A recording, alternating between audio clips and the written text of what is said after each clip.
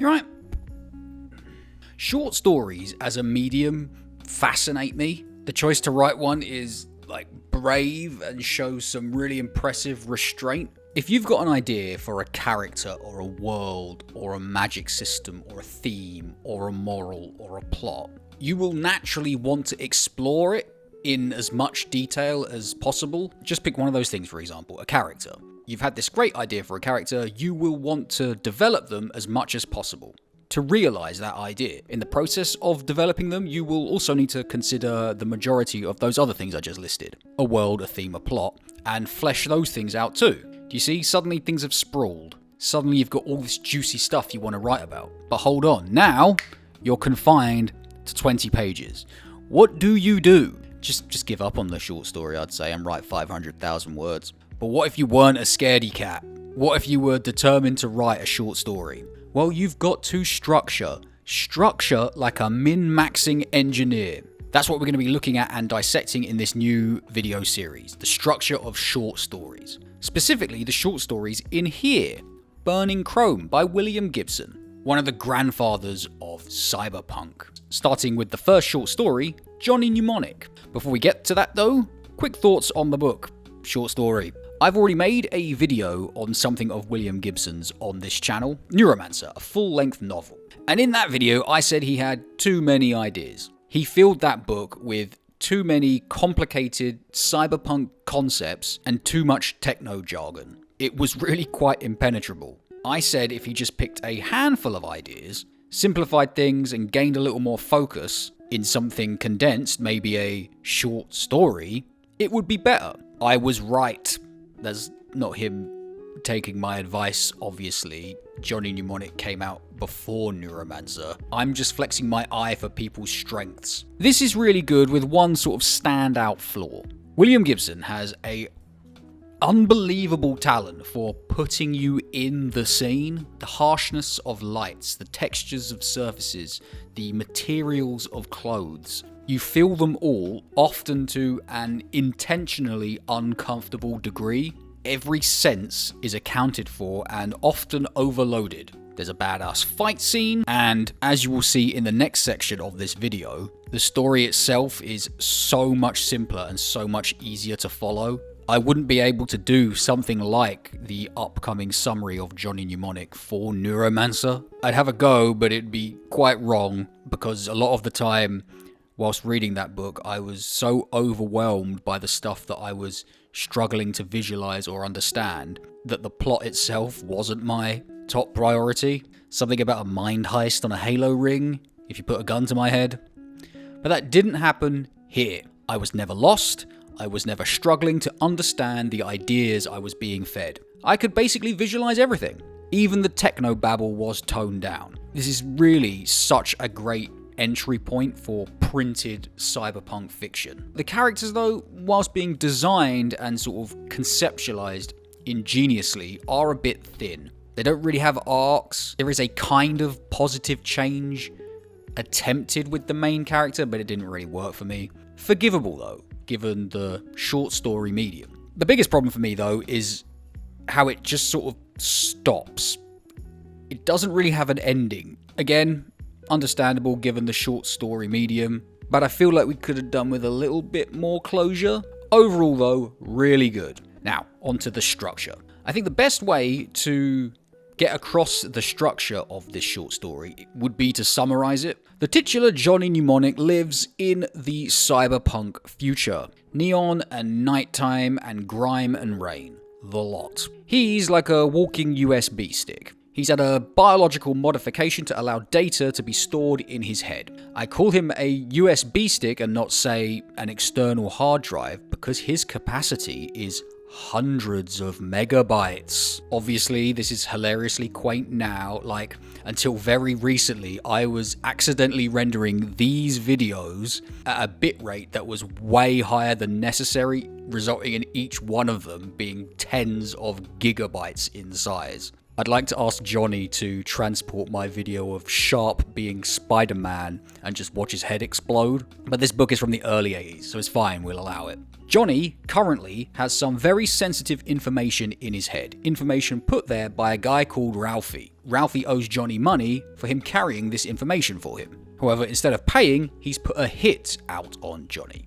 Johnny has just had some cosmetic surgery to act as a disguise ahead of a meeting with Ralphie. The surgery ultimately does nothing. Ralphie recognizes him immediately, and things don't go well for Johnny. Turns out the information is stolen from the Yakuza, and they are a very big deal. Ralphie doesn't want to get on their bad side, so is trying to kill Johnny now. Johnny is rescued by the timely intervention of Molly Millions. You may remember her from Neuromancer, though as I said, this came out before Neuromancer, so you're meant to read Neuromancer and remember her from this. Oh well. She's a cyber-sexy dream girl, a more and more common variant of the manic pixie dream girl. Johnny offers to pay Molly for protection, and they leave with Ralphie. Outside the bar meeting point, Ralphie is then immediately sliced up Virgil style by a Yakuza assassin with a super robo-thumb. Johnny and Molly manage to escape. They walk and talk and decide on a way to get at the information in Johnny's head. They go and see a drug addict cyborg dolphin. No, I am not making that up. And the dolphin gets the password to the information, something Johnny didn't have himself. Molly reads aloud the password and Johnny spills the beans to her. We don't actually get to hear the information. We do learn though that it was sent to a guy who will broadcast the information worldwide if the Yakuza don't call off their hit on Johnny. Molly then takes him to this sort of off-the-grid community living in the rafters above this big dome city. The purpose for doing so? To use...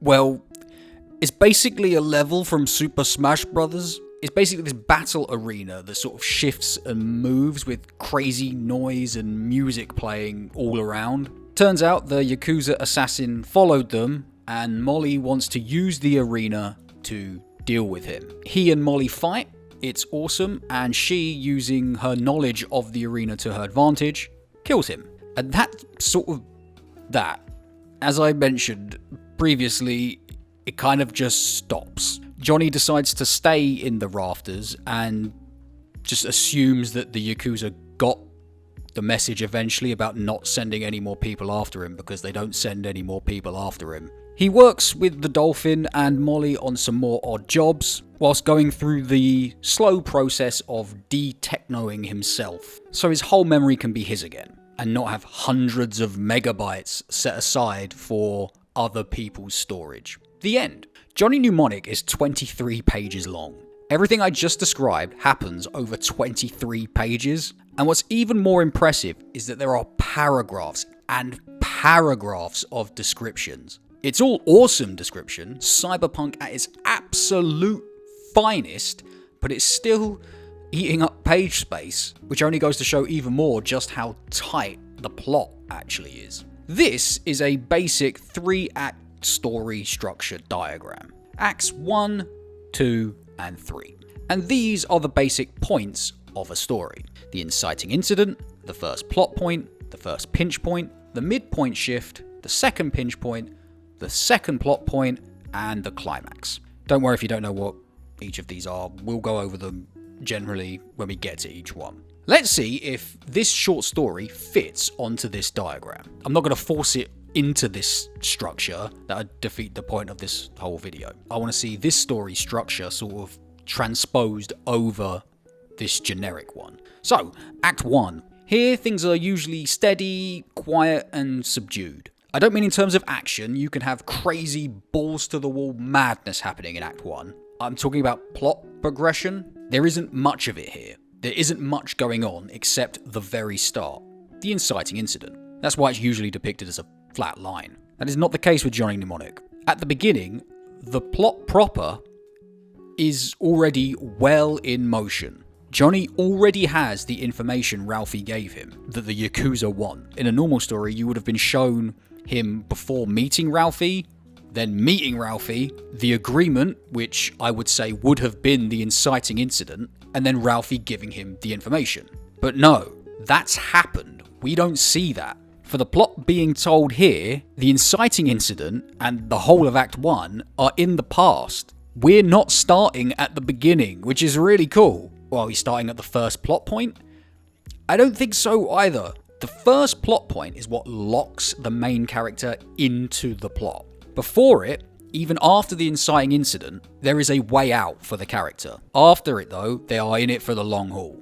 I'd argue that Johnny getting the information is the first plot point. He's got sensitive data stolen from a powerful criminal organization saved in his head. He's about as locked into the story as you could possibly be. So we're past that point too. We're starting in Act 2, which is even cooler. The first half of Act 2 is sort of the fun and games part of the story. The promise of the premise, it is sometimes called. If your story's about Spider-Man, this is where you see him doing the fun, less heavy Spider-Man stuff. I can't tell you for sure if we've done this in Johnny Mnemonic, but I think we have. Johnny's had this information in his head for a while by the time we pick things up with him. And most importantly, he already knows Ralphie's put a hit out on him. Him finding this out would have been the first pinch point, where the heroes feel the first pinch of threat from the antagonists. So we're past that point too. I'm making the case that the Johnny Mnemonic short story starts at or just before the midpoint shift. It's called the midpoint shift because at it, the protagonist learns a piece of information that shifts their perception of what's going on. They shift from reactive to active. Johnny meets with Ralphie, and he learns that the information in his head belongs to the Yakuza. This shifts everything. The second pinch point follows, again where the antagonists flex their muscles. What happens right after the meeting with Ralphie? The Yakuza assassin shows up and slices up Ralphie. The second pinch point. So what about this second plot point then? Something needs to happen here that sets the protagonist up for the finale. Well, Johnny and Molly get the information out of his head, and in doing so, a method of getting the Yakuza off their back. It literally sets up how the story ends. Obviously, all these points and beats happen a lot closer together here than they would in a regular story. But that's part of the fun, I think, the breakneck speed of it all. Speaking of which, there isn't really an Act 3. It's usually got falling action at the end, our characters reflecting on what they went through. But after the climax, Molly killing the Hitcher on Spear Pillar, we get about a page of wrap-up in narration and nothing else. So this is the structure of the Johnny Mnemonic short story, at least in my opinion. It looks weird, doesn't it? It looks weird, but it works. Starting in the middle, then ending before the end somehow works.